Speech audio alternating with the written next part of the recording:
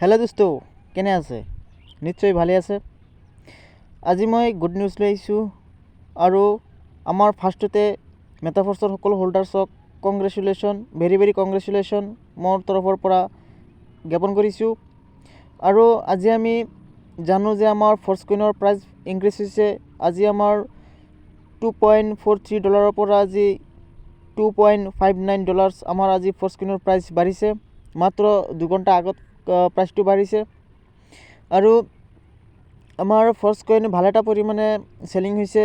মই যোৱাকালি ভিডিঅ'টো কৈছিলোঁ যে ৰাতি 12টাৰ বজাৰ আগতে বা কালি 9-10টালৈকে আমাৰ ফৰ্চকইনৰ দামটো বাঢ়িব।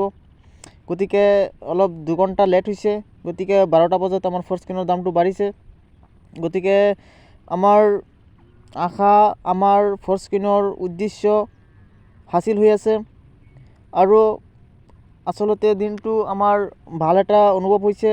মনটো অলপ ভাল লাগিছে কাৰণ আমাৰ ফৰ্চকইনৰ দামটো বাঢ়িছে আৰু আমাৰ মেইন গেম এতিয়ালৈকে ষ্টাৰ্ট হোৱা নাই। আৰু আমাৰ আহি থকা দিনত আমি ফটকৈ এদিন শুনি পাম যে আমাৰ ফৰ্চকইন অপেন মাৰ্কেটত আহি গৈছে আৰু তেতিয়া আমাৰ আনন্দ আৰু আমাৰ উল্লাসটো তেতিয়াহে আৰম্ভ হ'ব।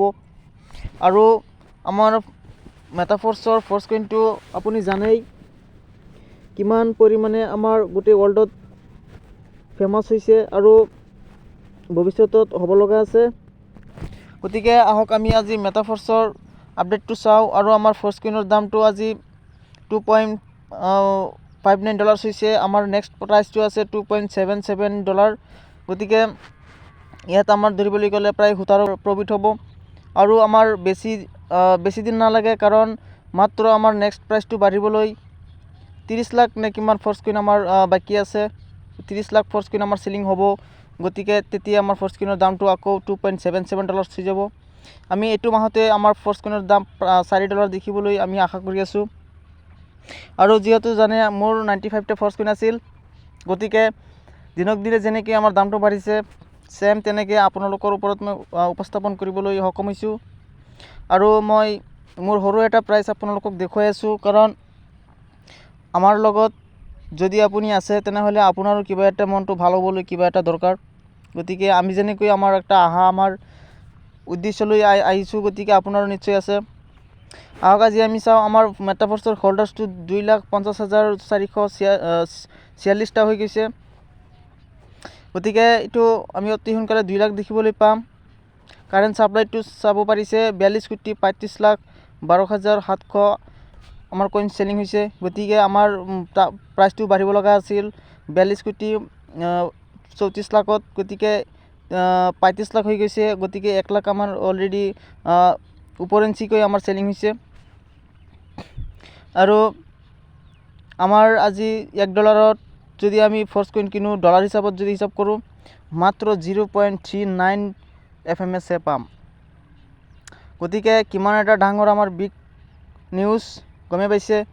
যিটো আমাৰ ফৰ্চকইন $1 দুটা পোৱা গৈছিল, এতিয়া মাত্ৰ আমি $1 0.39% আমি FMS পাম।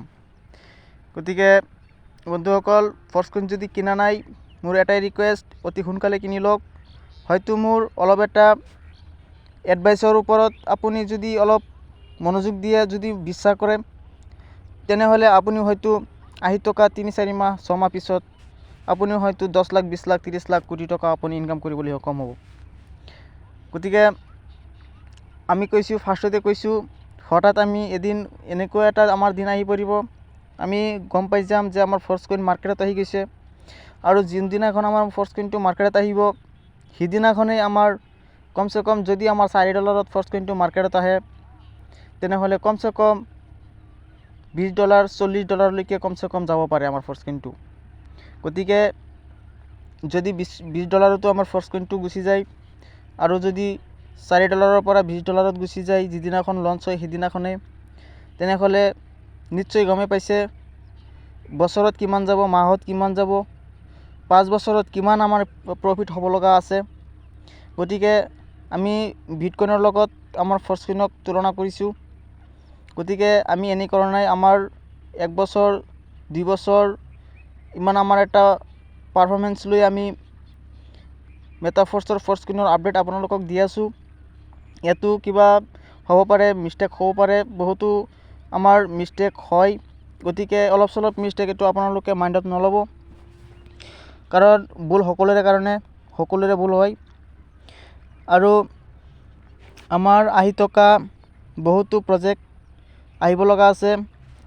ইউনাইটভাৰ্ছ আছে, ফ'ৰ্চকইন অ'পেন মাৰ্কেট আহিব লগা আছে।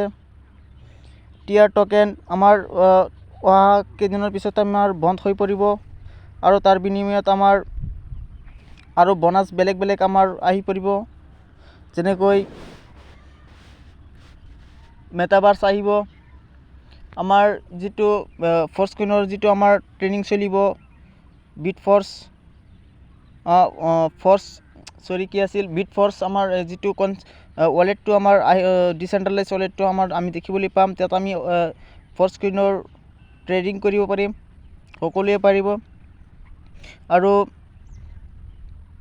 টেকটাইল গুডছ আমাৰ বনাছ হিচাপে আমি পাম। আমাৰ টিয়াৰ টকেন SFC2 এইবোৰৰ আমি ব্যৱহাৰ কৰিবলৈ সক্ষম হ'ম, কাৰণ SFC2 সকলোৰে লগত ভালেটা পৰিমাণত আছে। কাৰোৰ লগত 300, 200, 250, 500, 1000 এনেকুৱা পৰিমাণত সকলোৰে লগত SFC2 এনাৰ্জি আছে। গতিকে তেতিয়া আমাৰ সকলোৱে এইটোৰ বিনিময়ত আমি বনাছ পাম, আৰু আমি ব্যৱহাৰ কৰিবলৈ আমাৰ যিহেতু SFC2ৰ পৰা আমি ডাইৰেক্টলি আমি আমাৰ ফ'ৰ্চ ৱালেটত আমি বিভিন্ন চ'ৰ্চ আমি দেখিবলৈ পাম। তেতিয়া আমাৰ ডলাৰৰ তেতিয়া নিশ্চয় আমাৰ দৰকাৰ নপৰিব, কাৰণ আমাৰ বিটফৰ্চত আমি আমাৰ ফ'ৰ্চকইনত আমি ইউজ কৰিব পাৰিম। টিয়াৰ টকেন গোটেইখিনি আমাৰ ইউজ কৰিবলৈ আমাৰ সক্ষম হ'ব। গতিকে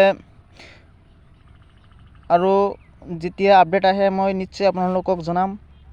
যদি চেনেলটো ছাবস্ক্ৰাইব কৰা নাই তেনেহ'লে এটাই ৰিকুৱেষ্ট, চেনেলটো ছাবস্ক্ৰাইব কৰি ৰাখিব, কাৰণ তাত পইচা নালাগে। আপুনি সময়মতে সকলো আপডেট পাই থাকিব। আৰু মই যেনেকৈ নেকি ফ'ৰ্চকইনত ইনকাম কৰি আছোঁ, আপুনিও কৰিবলৈ সক্ষম হওক। যদি আপুনি কৰা নাই আৰু যদি কৰিছে তেনেহ'লে আপোনাক অন্তৰৰ পৰা ধন্যবাদ, কাৰণ আপুনিও মোৰ দৰে ভাল এটা ইনকাম কৰিবলৈ সক্ষম হ'ব। কাৰণ হয়তো মই অলপ পৰিমাণে কৰিম, কিন্তু আপুনি হয়তো ইয়াতকৈ আৰু 10 গুণ 20 গুণ বেছি পৰিমাণে কৰিবলৈ সক্ষম হ'ব।